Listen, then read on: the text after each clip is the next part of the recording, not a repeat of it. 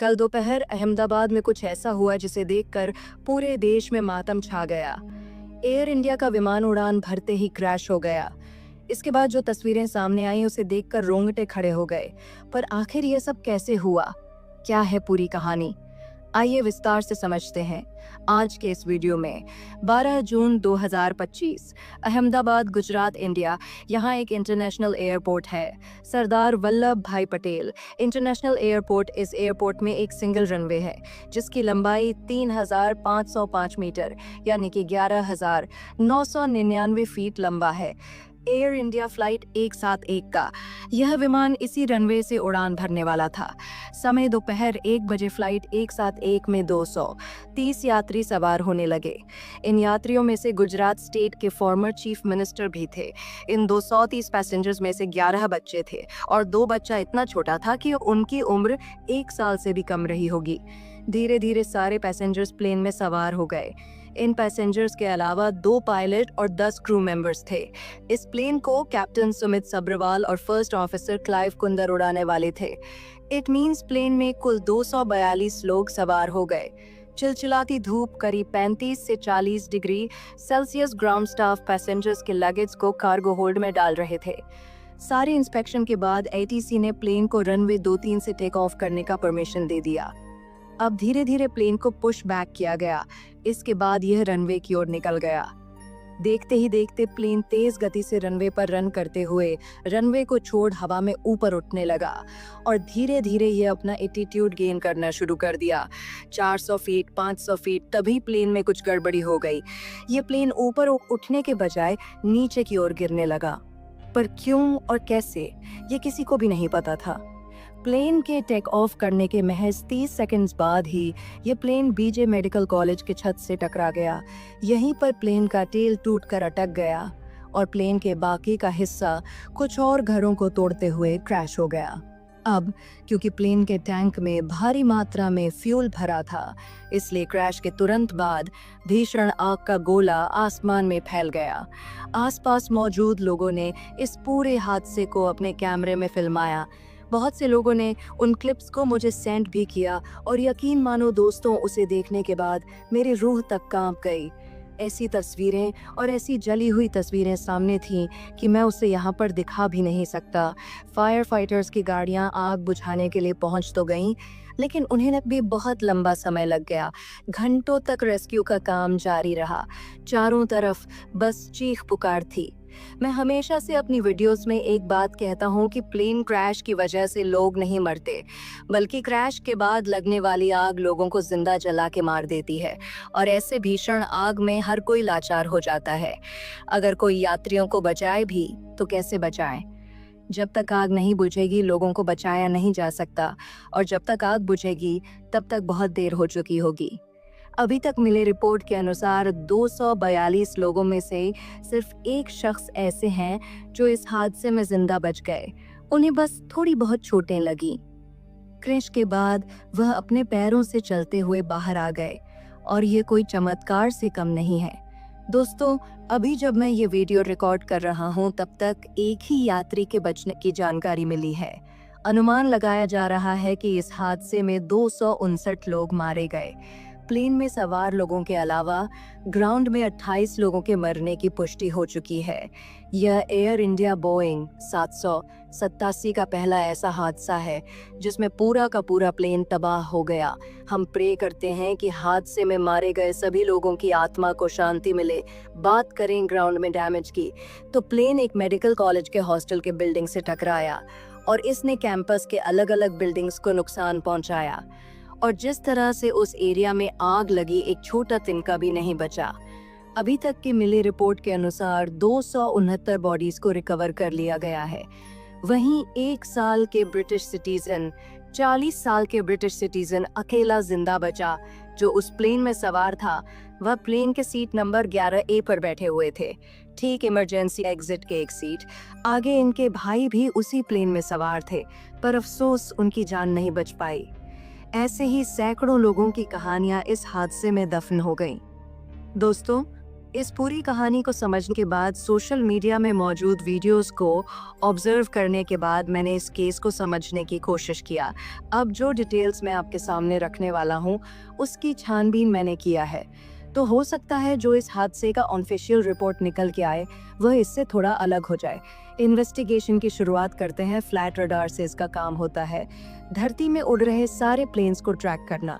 ये radar plane में लगे ADS-B ट्रांसपोर्टर से कम्युनिकेट करके रियल टाइम में लोकेशन का पता लगाता है।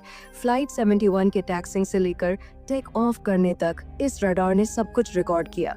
लेकिन जैसे ही यह प्लेन 625 फीट की ऊंचाई में पहुंचा, रडार प्लेन के ट्रांसपोर्टर से डिस्कनेक्ट हो गया। अब दोस्तों, 625 फीट की ऊंचाई में कोई बिल्डिंग है नहीं कि वो उससे टकरा जाए और रडार का कनेक्शन टूट जाए।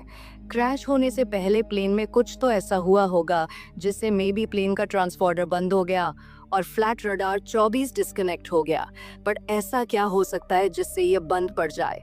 कोई भी इलेक्ट्रिक डिवाइस इलेक्ट्रिसिटी से ही चलती है और इलेक्ट्रिसिटी मिलता है। प्लेन के इंजन से क्या हो? अगर इसके इंजन में प्रॉब्लम हो जाए दोस्तों, ऐसे केस में प्लेन में इलेक्ट्रिसिटी मिलना बंद हो जाएगा।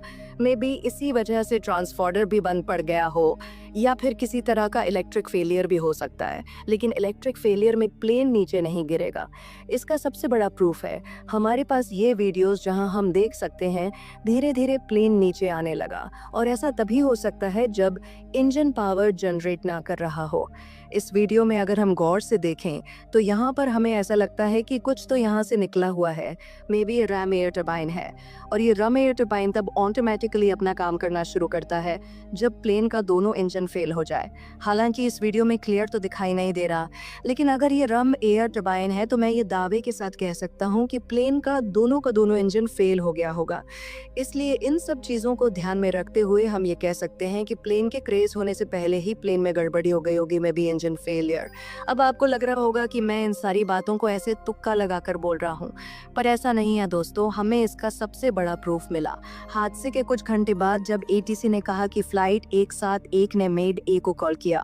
मेड ए कॉल तब किया जाता है जब प्लेन में कोई ऐसा खतरा आ जाए जिससे प्लेन क्रैश हो सकता है। इट मीन्स जब ये मेड ए कॉल किया गया तब प्लेन रनवे के आसपास के आखिरी छोर में रहा होगा, यानी कि गड़बड़ी की शुरुआत भी यहीं पर हुई होगी। लेकिन यहाँ पर एक और सवाल पायलट पर उठ जाता है कि अगर पायलट को पहले से ही पता चल गया था तो उन्होंने उड़ान क्यों भरा? क्यों उन्होंने ब्रेक लगाकर प्लेन को नहीं रोका? इसे समझने के लिए हमें प्लेन के स्पीड के बारे में भी थोड़ा समझना पड़ेगा। एक प्लेन को टेक ऑफ करने से पहले 3 तरह के स्पीड से होकर गुजरना पड़ता है, V1 वियर और V2 वियर। एक स्पीड में जब प्लेन रनवे पर रन कर रहा हो तब पायलट के लिए वो आखिरी पल होता है जब उन्हें डिसाइड करना होता है कि प्लेन को रोका जाए या फिर टेक ऑफ करा दिया जाए। इस स्पीड में अगर कोई इमरजेंसी आ जाए तो पायलट ब्रेक लगाकर प्लेन को रोक सकते हैं, लेकिन इस स्पीड को पार कर देने के बाद प्लेन VR स्पीड पर पहुंच जाता है। इतने स्पीड में प्लेन का नोज रनवे को छोड़कर ऊपर उठने के लिए संघर्ष करने लगता है। लेकिन जब प्लेन VR स्पीड को भी पार कर देता है तब वो V2 स्पीड पर पहुंच जाता है। ये प्लेन का वो स्पीड होता है जब प्लेन सेफ मोड में चला जाता है। इस एल्टीट्यूड में अगर कोई इमरजेंसी हो जाए, मान लो प्लेन का एक इंजन फेल हो जाए, तब भी प्लेन V2 स्पीड में एक इंजन के सहारे उड़ान भर सकता है। कोई भी दिक्कत नहीं आने वाली। अब तीनों को समझने के बाद हम फोकस करते हैं प्लेन के VR स्पीड में। जब प्लेन रनवे पर कुछ दूर रन करके ठीक हवा में ऊपर उठने वाला होता है, ये एक ऐसा कंडीशन होता है VR स्पीड में कोई भी इमरजेंसी हो जाए, मान लो एक इंजन फेल हो जाए, तो पायलट ब्रेक नहीं लगा पाएगा क्योंकि प्लेन का स्पीड इतना अधिक होगा कि वह रुक नहीं पाएगा। और यहाँ पर पायलट प्लेन को ऊपर भी नहीं उड़ा पाएंगे क्योंकि प्लेन का स्पीड भले ही भी एक स्पीड से अधिक है, लेकिन ये स्पीड भी उतना नहीं है कि एक इंजन के सहारे प्लेन उड़ सके। दोनों ही केस में प्लेन क्रैश हो जाएगा। इसलिए टेक ऑफ के दौरान प्लेन में सबसे बड़ा खतरा तब होता है जब प्लेन VR स्पीड में हो। ना तो पायलट ब्रेक लगा पाएगा और ना ही वह प्लेन को ऊपर उठा पाएंगे। In case of one engine failure, अगर हम एयर इंडिया फ्लाइट 171 के पूरे केस को समझे तब हमें यह समझ में आ जाएगा कि अगर एयर इंडिया में इंजन फेल हुआ होगा तो वो इंजन फेलियर उसी वक्त हुआ होगा जब प्लेन VR स्पीड में हो, यानी कि रनवे के लगभग आखिरी छोर में, और ठीक उसी वक्त पायलट ने मेडे कॉल भी किया था। It means plane VR speed में रहा होगा। एक इंजन में प्रॉब्लम हुई और फिर ये प्लेन ना तो टेक ऑफ कर पाया और ना ही पायलट ने ब्रेक लगा पाया। इवन यही वो समय था जब एडीएस भी रडार बंद हुआ। इस हादसे की पूरी कहानी मेरे इस थ्योरी पर फिट बैठ रही है। इसके अलावा गर्मी का भी मौसम था। एयरपोर्ट में लगभग 35 से 40 डिग्री सेल्सियस तापमान रहा होगा। इतने देर तक प्लेन धूप में खड़ा रहने से प्लेन के टैंक का फ्यूल का टेम्परेचर भी काफ़ी बढ़ गया होगा। शायद इसीलिए आग लगने में ज़रा सी भी देरी नहीं हुई। इसके अलावा इन वीडियोस में हमें कुछ और डिटेल्स भी नज़र आता है और इन डिटेल्स की पुष्टि इन्वेस्टिगेशन के बाद ही हो सकती है। जैसे कि टेक ऑफ के दौरान अगर हम प्लेन के विंग्स में गौर करें तो यहाँ पर ऐसा लगता है जैसे प्लेन का फ्लैप्स 0 पर हो। फ्लैप नॉर्मली 1 या 2% सेट होता है। अहमदाबाद में रनवे की लंबाई 11,000 फीट से भी अधिक थी। इट मीन्स रनवे की लंबाई काफ़ी था। बीइंग 787 जैसे प्लेन्स को उड़ान भरने के लिए इतने लंबे रनवे पर कम फ्लैप्स के साथ उड़ान भरा जा सकता है। लेकिन ये जो वीडियो इंटरनेट पर वायरल हो रहा है इसे किसी मॉनिटर के स्क्रीन से रिकॉर्ड किया गया है, इसीलिए प्लेन का फ्लैप्स ठीक से दिखाई नहीं दे रहा है। हो सकता है प्लेन का फ्लैप मिनिमम पर हो, ना कि 0 पर, या फिर ये भी हो सकता है कि फ्लैप 0 पर हो। लेकिन टेक ऑफ के दौरान अगर फ्लैप 0 पर हो तो कॉकपिट में एक अलार्म बजने लगता है। इसलिए मुझे नहीं लगता है कि पायलट ने 0 फ्लैप पर टेक ऑफ किया होगा। एक शॉकिंग डिटेल हम देख सकते हैं, प्लेन के लैंडिंग गियर में प्लेन में लगातार ड्रैग बढ़ रहा था। प्लेन का स्पीड लगातार कम हो रहा था। ऐसे में पायलट ने लैंडिंग गियर को नीचे ही छोड़ दिया। हालांकि इसे ऊपर कर देने से भी ऐसा नहीं होता कि प्लेन बच जाता। मे बी ऐसे केस में पायलट्स पैनिक हो गए हो। दुनिया जमाने के अलार्म्स को सुनते हुए पायलट का ध्यान लैंडिंग गियर पर ना गया हो। अब देखना यह है कि अगर इंजन में प्रॉब्लम हुई थी तो क्यों हुआ, कैसे हुआ। हालांकि आई विटनेस का कहना है कि टेक ऑन ऑफ के दौरान मल्टीपल एक्सप्लोजन की आवाज़ सुनाई दिया और इसी दौरान इंजन में धुएं को भी नोटिस किया गया। मे बी यह बर्ड स्ट्राइक भी हो सकती है या फिर इंजन में कोई टेक्निकल खराबी। तो दोस्तों, उम्मीद है पूरा हादसा आपको समझ में आ गया होगा। अभी बहुत कुछ जानना बाकी है। मे बी इस साल के अंत तक इस केस का इन्वेस्टिगेशन रिपोर्ट हमारे सामने आ जाए। उस समय हम और भी डिटेल में इसके बारे में चर्चा करेंगे। फिलहाल इस वीडियो में अभी तक के लिए बस इतना ही। अगर इस हादसे के बारे में कोई मेजर अपडेट आता है तो उस पर भी मैं वीडियो बना दूंगा। इसके लिए आप हमारे साथ जुड़े रह सकते हैं। वीडियो अच्छा लगा तो लाइक कर देना। जय हिंद।